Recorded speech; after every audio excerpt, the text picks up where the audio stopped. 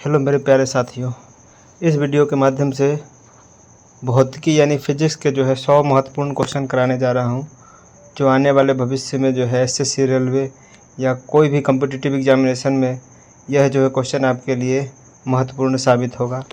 तो चलिए, पहला क्वेश्चन है कि किसी वस्तु का आवर्धित और आभासी प्रतिबिंब प्राप्त करने के लिए प्रयोग किया जाता है। किसी वस्तु का आवर्धित और आभासी प्रतिबिंब प्राप्त करने के लिए प्रयोग किया जाता है तो वह अवतल दर्पण का प्रयोग किया जाता है। अवतल दर्पण का प्रयोग किया जाता है। ठीक है। अगला क्वेश्चन है कि निम्नलिखित में से कौन सा उस वस्तु की छोटी छवि बनाएगा जो सामने रखी जाए। मतलब निम्नलिखित में से कौन सा उस वस्तु की छोटी छवि बनाएगा जो सामने रखी जाए, तो वह हो जाएगा उत्तल दर्पण। ठीक है, उत्तल दर्पण।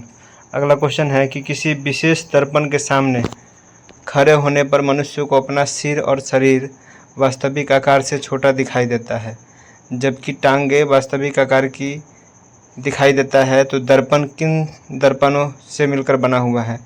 यानी किसी विशेष दर्पण के सामने खड़े होने पर मनुष्य को अपना सिर और शरीर वास्तविक आकार से छोटा दिखाई देता है, जबकि टांगे वास्तविक आकार की ही दिखाई देता है। तो दर्पण किन दर्पणों से मिलकर बना होता है, तो वह दर्पण वो उत्तल और समतल दर्पण से मिलकर बना होता है। अगला क्वेश्चन है कि प्रवर्धक लेंस क्या होता है। यानी प्रवर्धक लेंस क्या होता है, तो प्रवर्धक लेंस जो होता है वह एक परिवर्ती फोकस दूरी वाला लेंस होता है। यह एक परिवर्ती फोकस दूरी वाला लेंस होता है। अगला क्वेश्चन है कि डायोप्टर किसकी इकाई है, तो डायोप्टर वो लेंस की क्षमता की इकाई होती है, लेंस की। अगला क्वेश्चन है कि प्रकाशीय दूरदर्शी की अपेक्षा रेडियो दूरदर्शी अच्छे होते हैं, क्योंकि तो क्योंकि वे गैलेक्सियों का पता लगा लेते हैं और प्रकाशीय दूरबीन नहीं कर सकते हैं। यह सही है। वे मेघाच्छादित परिस्थितियों में भी काम कर सकते हैं, यह भी सही है। और वे दिन और रात दोनों के दौरान काम कर सकते हैं, यह भी सही है। यानी उपरोक्त सभी सही है। अगला क्वेश्चन है कि मोटर कारों में हेडलाइट की चौंध को हटाने के लिए किसका प्रयोग किया जाता है। तो मोटर कारों में हेडलाइट की चौंध को हटाने के लिए पोलराइड प्रयुक्त किए जाते हैं। यानी पोलराइड का प्रयोग किया जाता है। अगला क्वेश्चन है कि आँख यानी दृष्टि का बाहरी श्वेत भाग जो आंतरिक भाग की सुरक्षा करता है, उसे क्या कहा जाता है। आँख यानी दृष्टि का बाहरी श्वेत भाग जो आंतरिक भागों की सुरक्षा करता है, उसे श्वेत पटल कहा जाता है, श्वेत पटल। अगला क्वेश्चन है वर्णांध व्यक्ति निम्नलिखित में से किन रंगों में अंतर नहीं कर सकता है। यानी वर्णांध व्यक्ति वो लाल और हरा में अंतर नहीं कर पाता है, लाल और हरा में मतलब अंतर नहीं कर पाता है। अगला क्वेश्चन है कि सामान्य नेत्र की सुस्पष्ट दृष्टि की दूरी कितनी होती है। तो सामान्य नेत्र की सुस्पष्ट दृष्टि की न्यूनतम दूरी होती है 25 सेंटीमीटर। ठीक है। अगला क्वेश्चन है कि किन स्थितियों में दूर की चीज़ें फोकस दूरी से हटकर दिखाई देती है। तो किस स्थितियों में दूर की चीज़ें फोकस से हटकर दिखाई देती है, तो वह है निकट दृष्टि दोष में।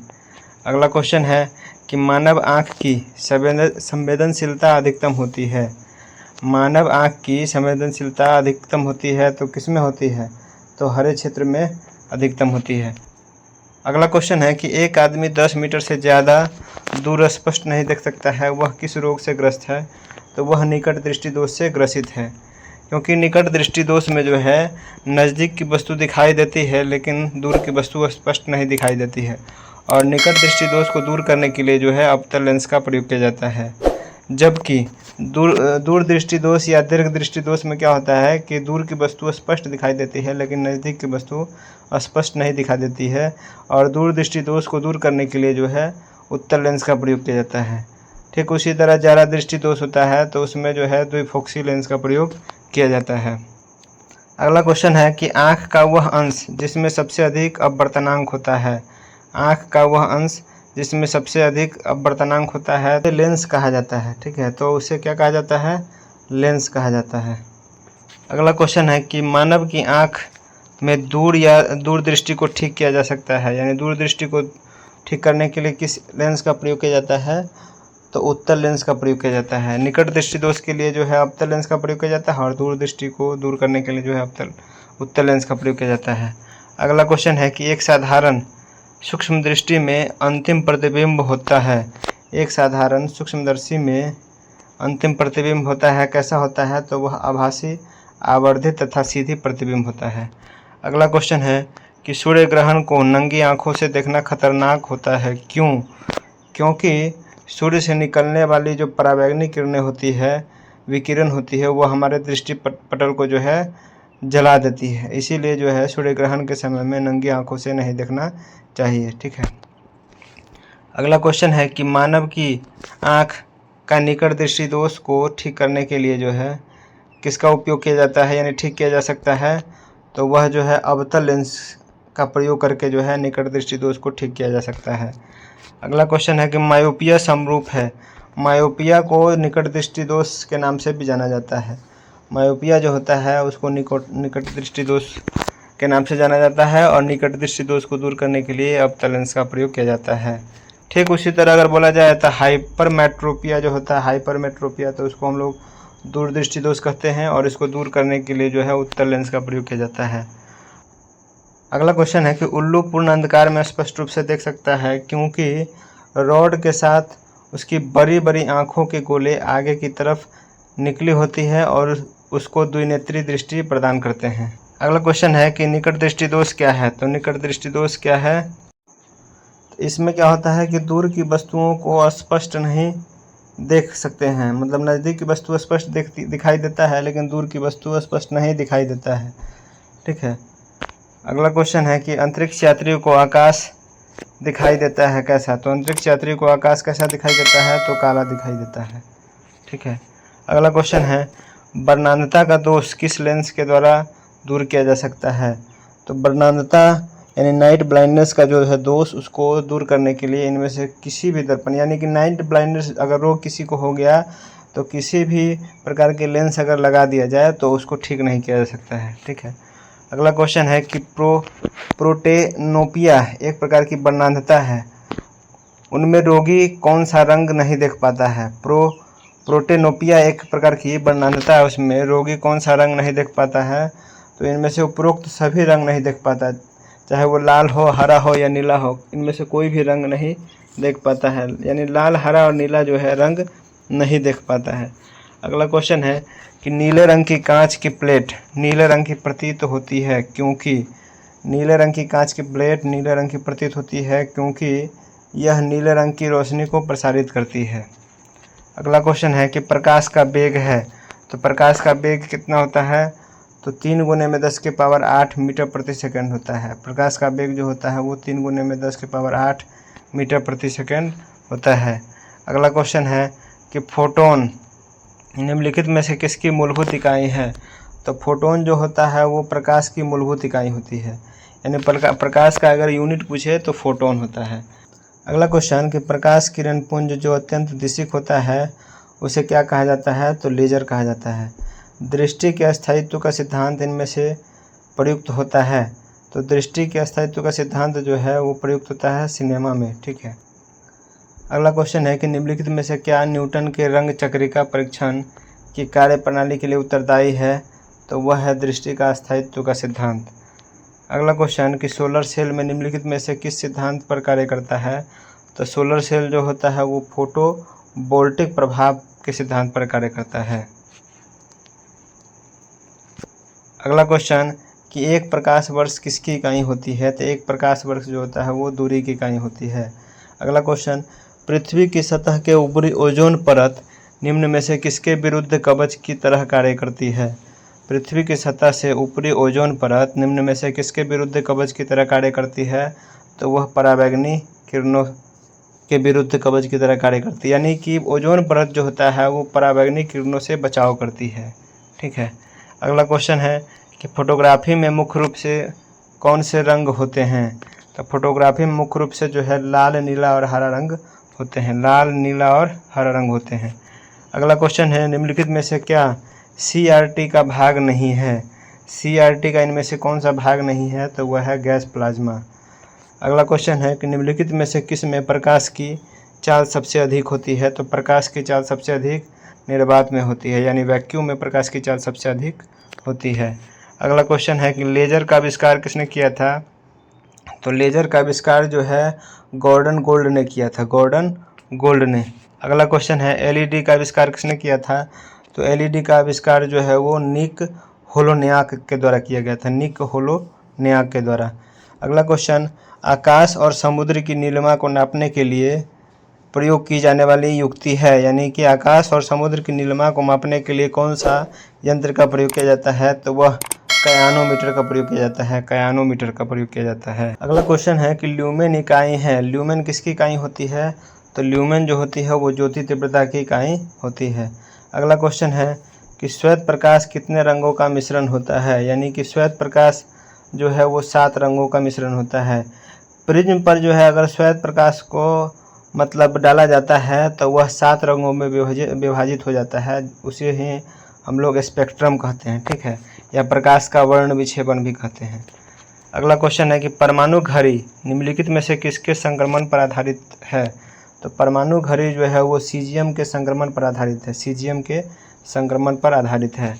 अगला क्वेश्चन है कि प्रकाश विद्युत प्रभाव धातु की सतह से किस स्थिति में इलेक्ट्रॉन के निष्कासन के रूप में व्याख्यायित किया जाता है? प्रकाश विद्युत प्रभाव धातु की सतह से किस स्थिति में इलेक्ट्रॉन के निष्कासन के रूप में व्याख्यायित किया जाता है? तो वह उपयुक्त तरंग दैर्ध्य का प्रकाश उस पर व्याख्यायित किया जाता है। अगला क्वेश्चन है कि निम्नलिखित में से कौन सी गैस का प्रयोग सड़कों पर रोशनी के लिए प्रयुक्त पीले लैंपों में किया जाता है? यानी सड़क पर जो भी पीला लैंप लगा होता है, ठीक है, वेपर लाइट जिसको हम लोग कह सकते हैं, तो उसमें जो है नियोन गैस का प्रयोग किया जाता है, ठीक है।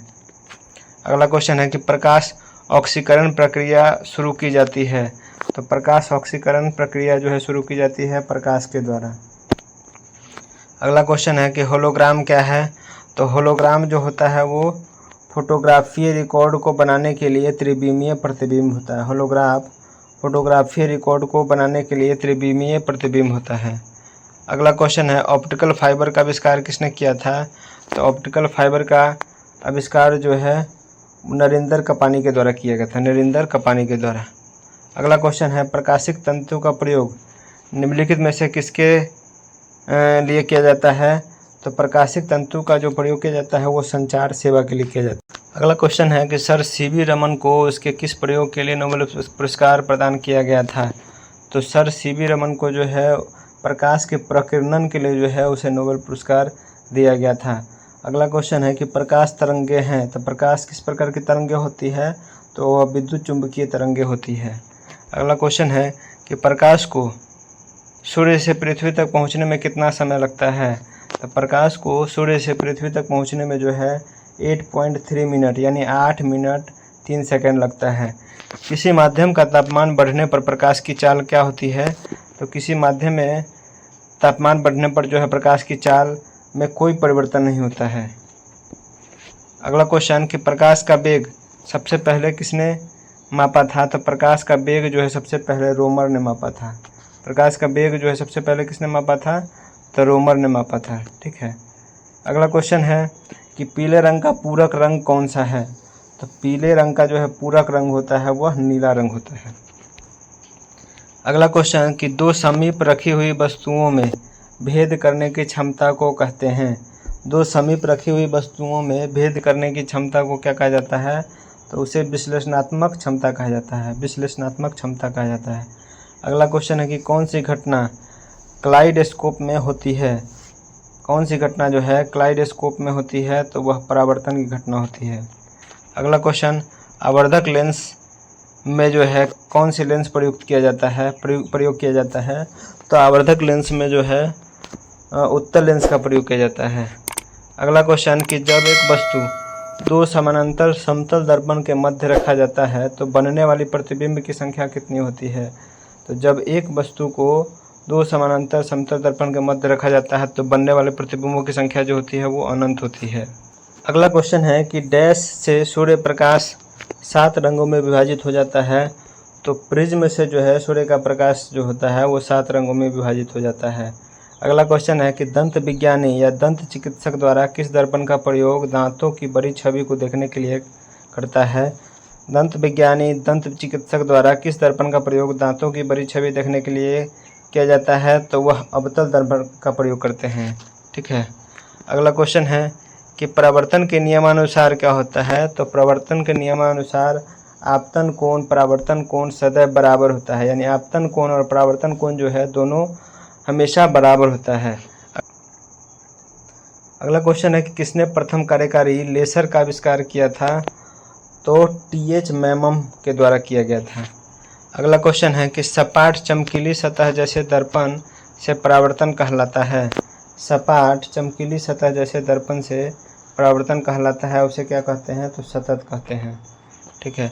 अगला क्वेश्चन है कि श्यामपट्ट यानी ब्लैक बोर्ड का रंग काला क्यों होता है।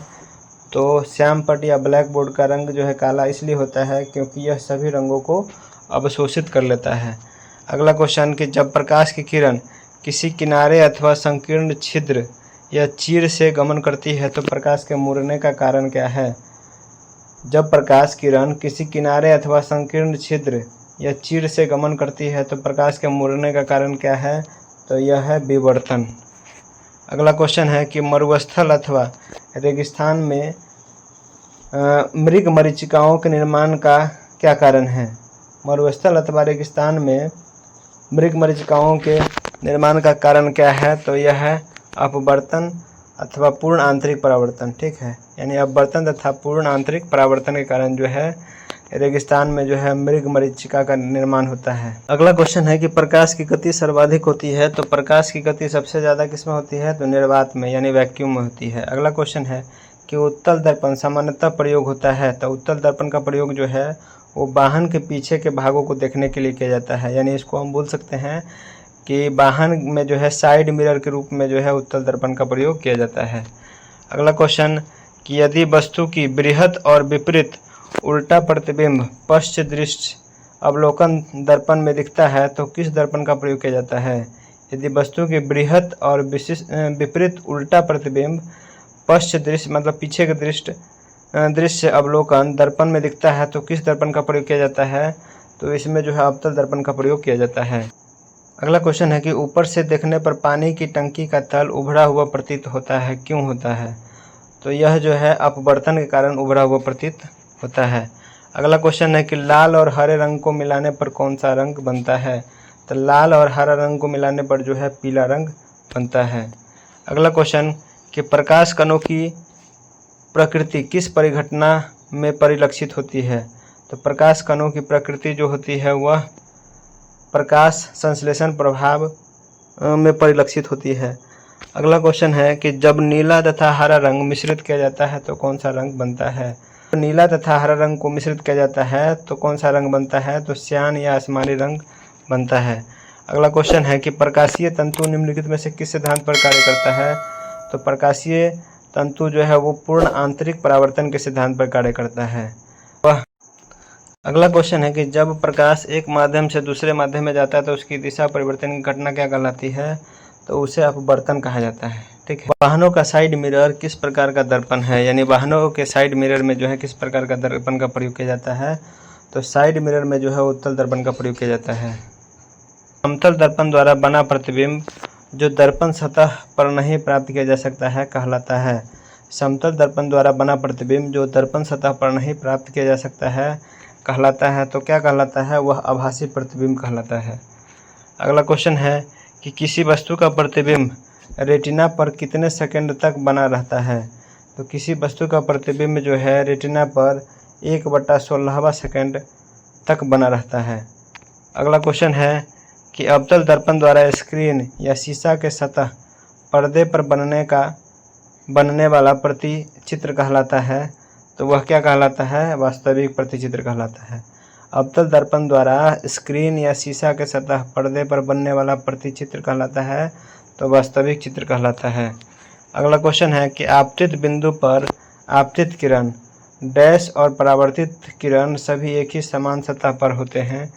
तो वह अभिलंब, यानी आपतित बिंदु पर आपतित किरण अभिलंब और परावर्तित किरण सभी एक ही समान सतह पर होता है। ठीक है। आपतित बिंदु पर जो है आपतित किरण अभिलंब और परावर्तित किरण सभी एक ही समान सतह पर होता है।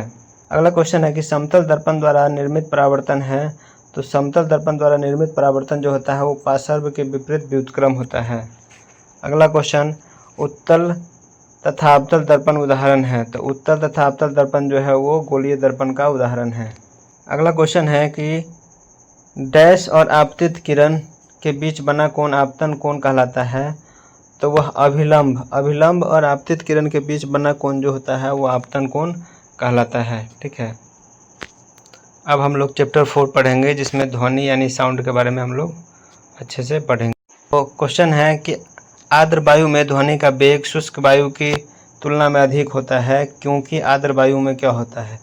आर्द्र वायु में ध्वनि का वेग शुष्क वायु की तुलना में अधिक होता है, क्योंकि आर्द्र वायु में जो है शुष्क वायु की तुलना में घनत्व तो कम होता है। अगला क्वेश्चन, हर्ट्ज इकाई है। तो हर्ट्ज जो है किसकी इकाई होती है? तो हर्ट्ज जो है वो तरंगों की आवृत्ति की इकाई होती है। तरंग की आवृत्ति की इकाई जो होती है वो हर्ट्ज होती है। ठीक है, और तरंग दैर्घ्य का अगर यूनिट पूछे तो एंगस्ट्रॉम होता है। अगला क्वेश्चन है कि ध्वनि प्रदूषण की इकाई क्या है? तो ध्वनि प्रदूषण की जो इकाई है वो डेसिबल है। ठीक है, डेसिबल जो है ध्वनि प्रदूषण की इकाई होती है। अगला क्वेश्चन है कि डेसिबल क्या होता है?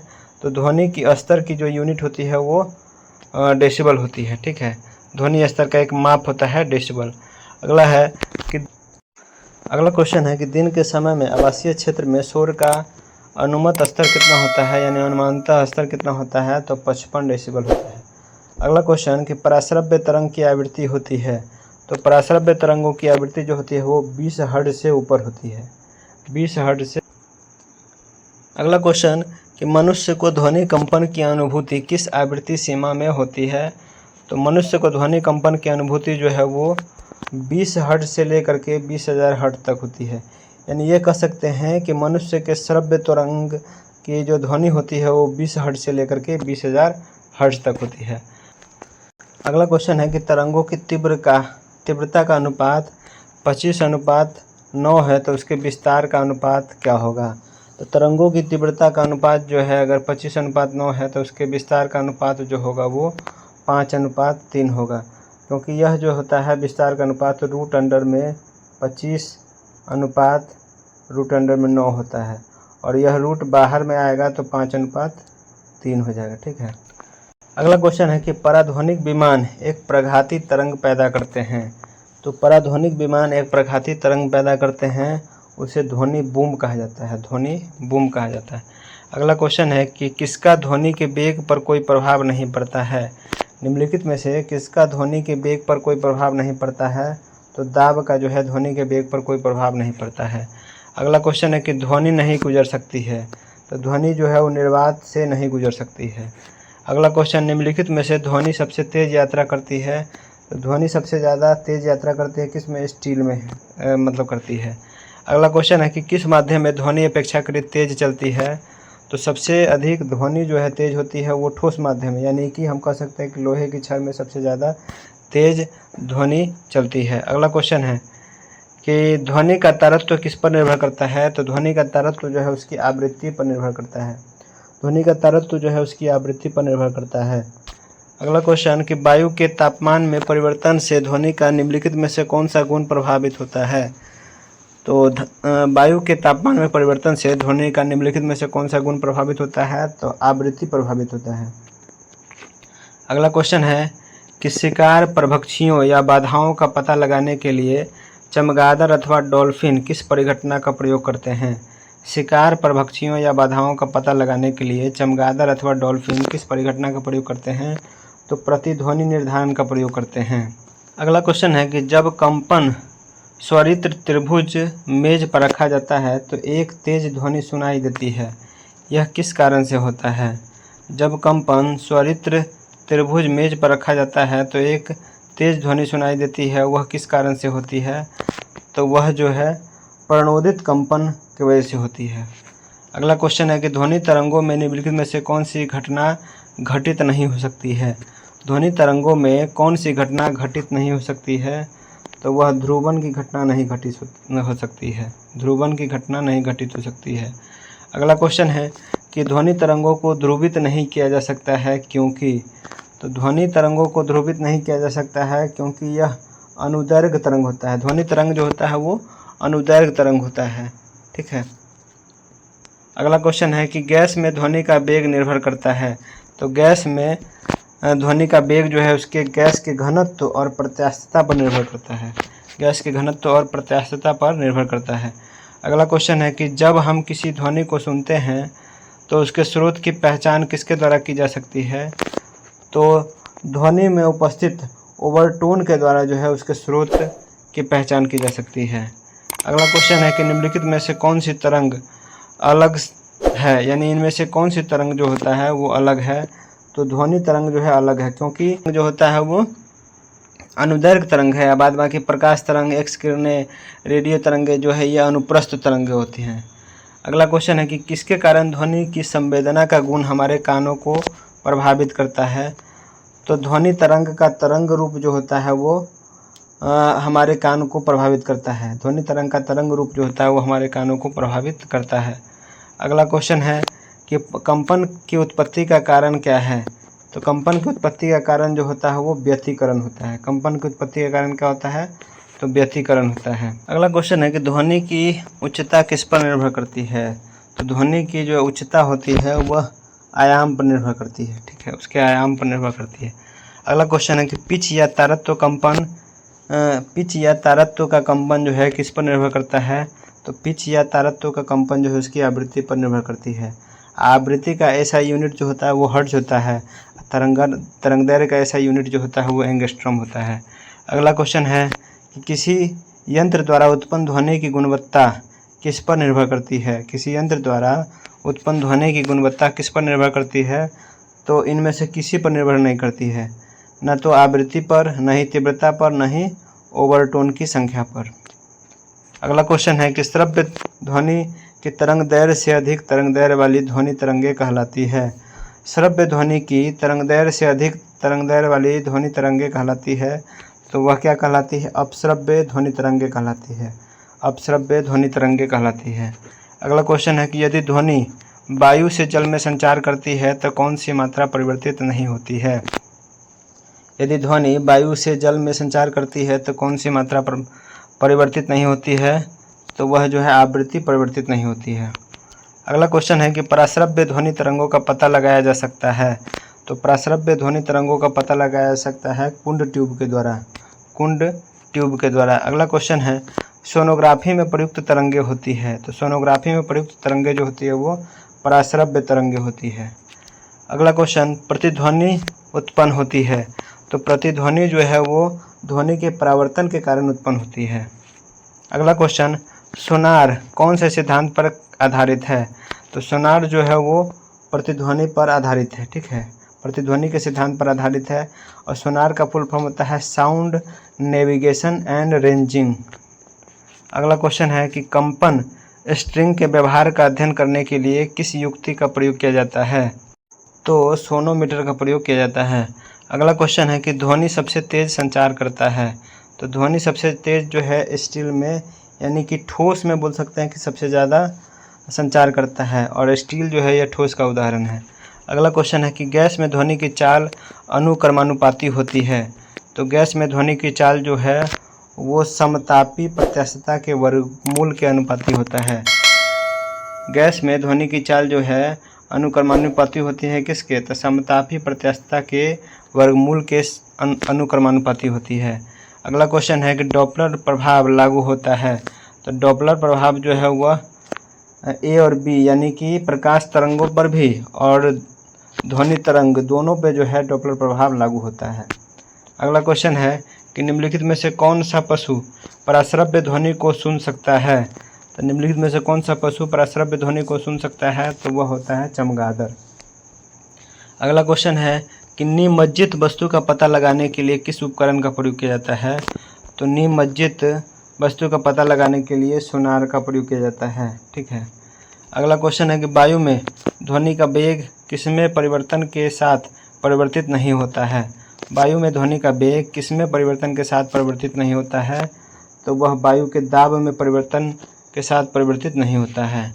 अगला क्वेश्चन है कि आमतौर पर पराश्रव्य ध्वनि तरंगों की आवृत्ति होती है, यानी कि आमतौर पर पराश्रव्य ध्वनि तरंगों की आवृत्ति कितनी होती है? तो वह होती है 20 किलोहर्ट्ज से ऊपर। यानी वैसे तरंग जिसको हम लोग नहीं सुन सकते हैं, आम मानव जो है उसको नहीं सुन सकता, उसको पराश्रव्य ध्वनि तरंग कहा जाता है। यानी उसकी जो आवृत्ति होती है वो 20 किलोहर्ट्ज़ से ऊपर होती है। लेकिन श्रव्य तरंग की जो आवृत्ति होती है वो 20 हर्ट्ज़ से लेकर के और 20 किलोहर्ट्ज़ तक होती है, जिसको आसानी से मनुष्य सुन सकता है।